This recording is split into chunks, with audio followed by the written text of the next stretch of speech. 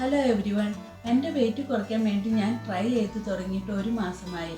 ഈ ഒരു മാസം കൊണ്ട് എന്തൊക്കെ പ്ലാനാണ് ഞാൻ ചെയ്തതെന്നും അതെന്നെ എങ്ങനെ എഫക്റ്റ് ചെയ്തുമെന്നുമാണ് ഈ വീഡിയോയിൽ ഞാൻ പറയാൻ പോകുന്നത്. വാക്കിംഗ് ചെയ്താണ് ഞാൻ ഇത് സ്റ്റാർട്ട് ചെയ്തത്. പിന്നാലെ എക്സസൈസും ആഡ് ചെയ്തു. ഇപ്പോൾ ഞാൻ എല്ലാ ദിവസവും അറൗണ്ട് 1 hour വാക്ക് ചെയ്യും.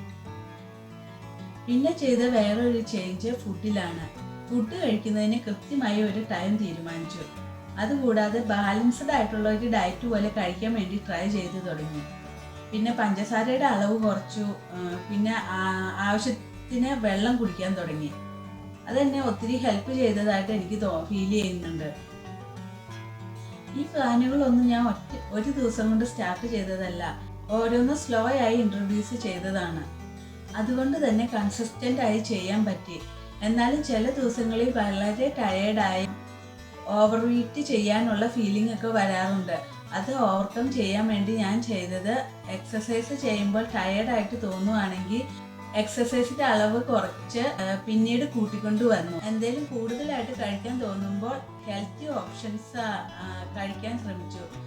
ഫ്രൂട്ട്സോ അല്ലെങ്കിൽ നട്ട്സോ എന്തെങ്കിലും കഴിച്ചു.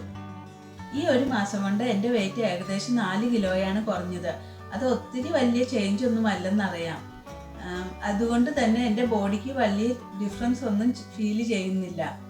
ഞാൻ വെയിറ്റ് ലോസ് സ്റ്റാർട്ട് ചെയ്തപ്പോൾ ഉള്ള ഫോട്ടോയും ഇപ്പോഴത്തെ ഫോട്ടോയും ആഡ് ചെയ്തേക്കാം.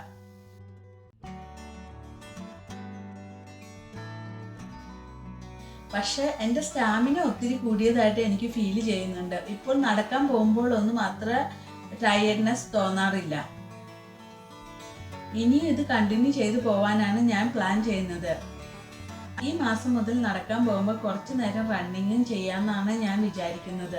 അത് അങ്ങനെ പതുക്കെ കൂട്ടിക്കൊണ്ടുവരാനാണ് ഞാൻ ട്രൈ ചെയ്യാൻ പോകുന്നത്.